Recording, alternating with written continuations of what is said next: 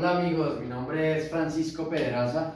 Hoy voy a detallar el tema del proceso, cómo hago yo para entender un proceso. ¿Sí? ¿Qué es el proceso? Por ejemplo, es una lista de tareas, una lista de actividades, desarrollan un proceso, ¿cierto? Pero también tienen otros, digamos que otros componentes. Entonces un proceso está compuesto por unas fases de tiempo. Pueden ser tiempo, pueden ser de pronto resultados que marquen el fin de una fase, y ahí empiezan, digamos, diferentes fases complementarias. Pero entonces también puede estar compuesto por tareas, ¿sí? Una vez yo termino una tarea, puedo seguir con la siguiente. Entonces, cambios y resultados, es decir, cuando yo hago un proceso en donde yo compro una madera y mediante unas actividades y unas fases recibe unos cambios, entonces llega un momento en el que esa madera es conocida como sillas, en una fase de ese proceso, ¿cierto? Después yo tengo en mi proceso preguntas: ¿la silla está bien hecha o no está bien hecha? Por ejemplo, el control de calidad. Tienen que mirar que la silla aguante cierto peso, tiene que tener unas especificaciones estándar para poder competir en el mercado, para poder ser una silla que vale la pena comprar, ¿sí? Entonces, por eso yo tengo que conocer mi proceso y así poder optimizar, sean tiempos, sean tareas, actividades, sean de pronto resultados o las preguntas que estoy resolviendo durante el proceso. Las acciones externas, tengamos en cuenta que siempre tenemos un mercado externo, unas autoridades, unas leyes y políticas que son externas, que si llegan a poner una ley de que tengo que sacar licencia para hacer empanadas, entonces tengo que acomodarme a esas acciones externas e incluirlas en mis procesos. Se vuelve una responsabilidad cuando sale una norma, digamos, por ejemplo, un requisito legal. Es importante que la empresa desarrolle, primero planee y diseñe un proceso para lograr esa licencia, ¿sí? ¿Cuáles son los requisitos? ¿Cómo los voy a sustentar? Entonces son procesos que me permiten a mí organizar las tareas y por un lado lo que entra, la materia prima que entra a mi sistema productivo, y después de un proceso, los resultados que son ofrecidos ya al mercado como tal.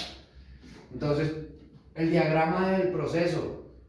Digamos que el diagrama del proceso puede depender de la organización como tal, la empresa como tal, o el gerente tiene un estilo, dependiendo de los libros que utiliza porque se utilizan convenciones. Digamos que el diagrama del proceso, un proceso ya impreso, plasmado, es el equivalente a un plano estructural, arquitectónico. Es un dibujo, pero a un ladito tiene, digamos, las convenciones de que esto significa el inicio de un proceso, este es significa el final de un proceso, pero entonces al pie, digamos que al borde de la página, se hace un cuadro de convenciones y se explica qué quiere decir cada una de las figuras para que se pueda leer y entender el proceso como tal. ¿Sí? Tenemos unos cuadros que me van a significar una pregunta, ¿sí? Hagamos un proceso, por ejemplo, el proceso de voy a salir temprano y listo para el trabajo, ¿sí? Entonces el objetivo es ese, objetivo, salir temprano y listo para el trabajo. Lo primero, ¿qué es temprano? Tengo que definir una hora, 6 de la mañana. Para salir a las 6 de la mañana tengo que levantarme tipo 5, ¿cierto? Porque yo necesito que ese proceso de salir temprano y listo para el trabajo termine a las 6 de la mañana. A las 6 salgo temprano. Si salgo a las 6 y cuarto, ya voy a salir tarde, ya voy a encontrar el Transmilenio más lleno. Entonces, a las 6 es salir temprano. Entonces, para eso yo planeo y digo, me levanto a las 5. Pregunta, por ejemplo, aquí inicia mi proceso. Una pregunta, ¿me baño o no me baño? Entonces, un factor externo, ¿hay agua? Porque si no hay agua, tengo que no bañarme, saltarme ese paso y pasar a vestirme. ¿Cuánto me demoro vistiéndome? Digamos 10 minutos.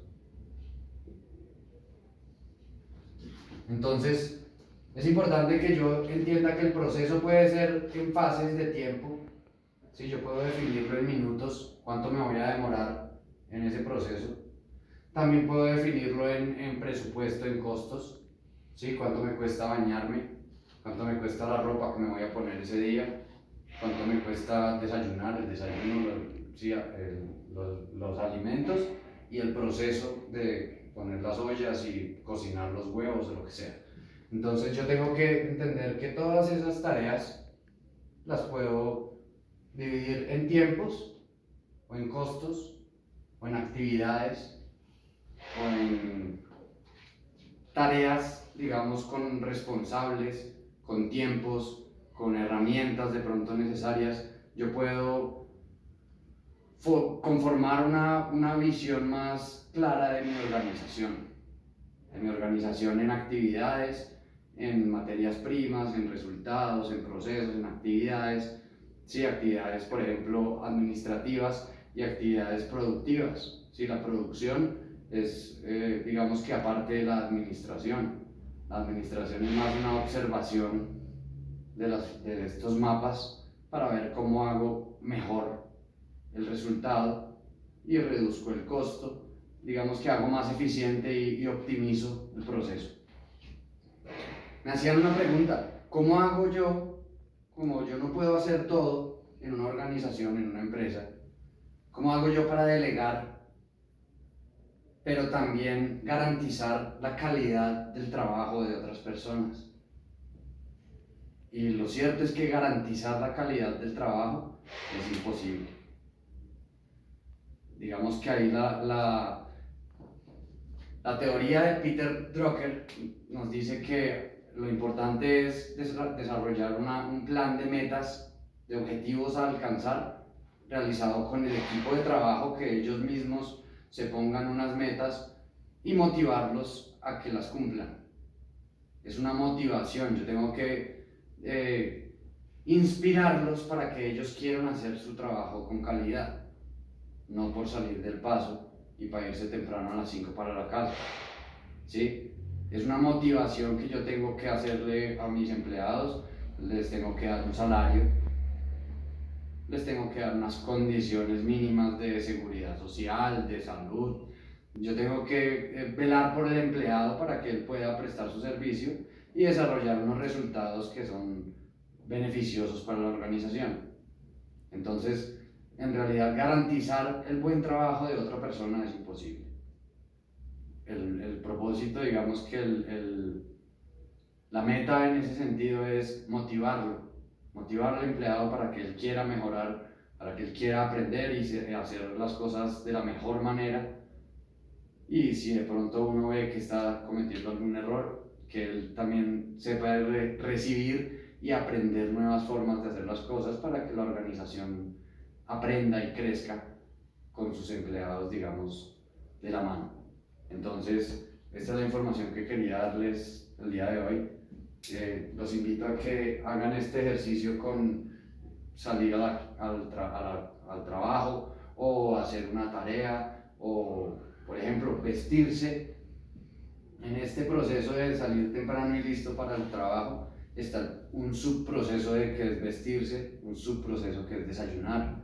Sí, son otros pequeños procesos que yo tengo que incluir aquí para ver cuánto me demoro en cada proceso, para ver a qué hora tengo que levantarme si quiero salir a las 6. Sí, es un tema muy de organización y de entender cuáles son las actividades que tengo que realizar y cuáles son los tiempos y los recursos que voy a requerir para poder realizarlas correctamente. Entonces los invito a que vean mis otros videos en donde estoy explicando y mostrando otros conceptos y herramientas para organizar y administrar mejor nuestras actividades personales y profesionales en las organizaciones a las que pertenecemos, como pertenecemos a una familia, como pertenecemos a un trabajo, a una institución educativa, a las organizaciones de las que hacemos parte y en las que participamos, se van a ver beneficiadas cuando nosotros sabemos cuál es nuestro papel y cuáles son nuestros requerimientos para cumplir una tarea satisfactoria. Muchas gracias, feliz tarde, suscríbanse, chao.